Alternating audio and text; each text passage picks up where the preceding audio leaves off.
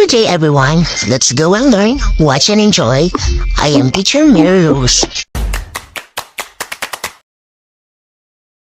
Are you ready, grade 4? Are you ready, grade 4? Are you ready, grade 4? Let's talk about Elemento ng bansa.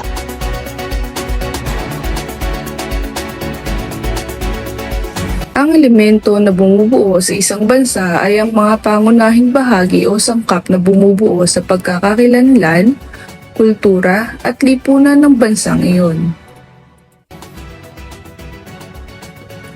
Narito ang ilan sa mga pangunahing elemento na bumubuo sa isang bansa.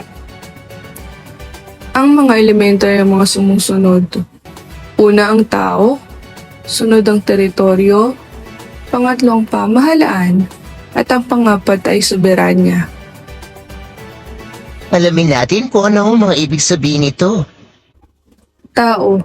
Ito ay ang mga mamamayan o taong naninirahan sa bansa na nagbibigay buhay at kultura sa lipunan nito. Sumunod ang teritoryo. Ito ay ang lupaing saklaw ng isang bansa kasama ang lahat ng mga natural na yaman at mga hangganang pampulitikal nito. Kasunod ang pamahalaan. Ito ay ang sistema ng pamahalaan na nagpapatakbo at nagpapasya sa bansa na nagtatakda ng mga batas o patakaran at pamamahala sa mamamayan. At ang muli ay soberanya. Ang soberanya ay tumutukoy sa pagsasarili at kapangyarihan ng isang bansa na magpasya at magpatupad ng mga batas, patakaran at desisyon sa loob ng sariling teritoryo nito. Ito ay isang pangunahing konsepto sa larangan ng pandaigdigang, relasyon at politika. Ngayon naman ay sagutin natin ang mga sumusunod na katanungan.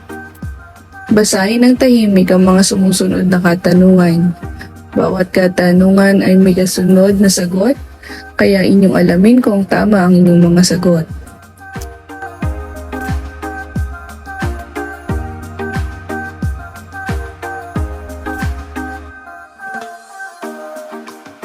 Ang tamang sagot dito ay B. Lupaing saklaw ng bansa kasama ang mga hangganan nito.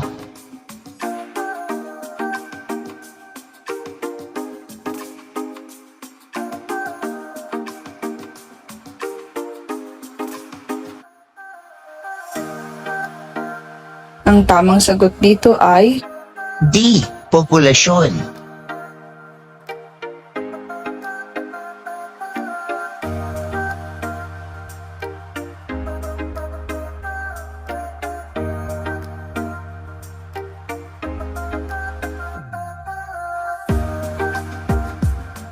Ang tamang sagot dito ay C. Pamahalaan.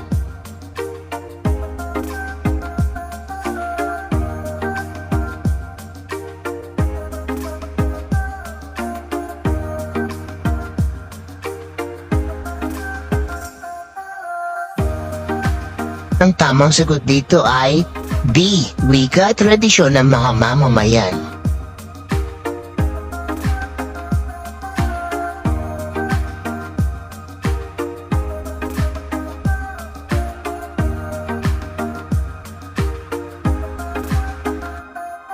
Ang tamang sagot dito ay C. Ekonomiya.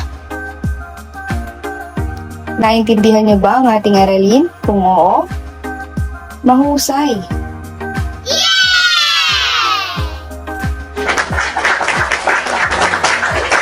Thank you for watching. Again, I am Teacher Mary Rose at your service. See you next time.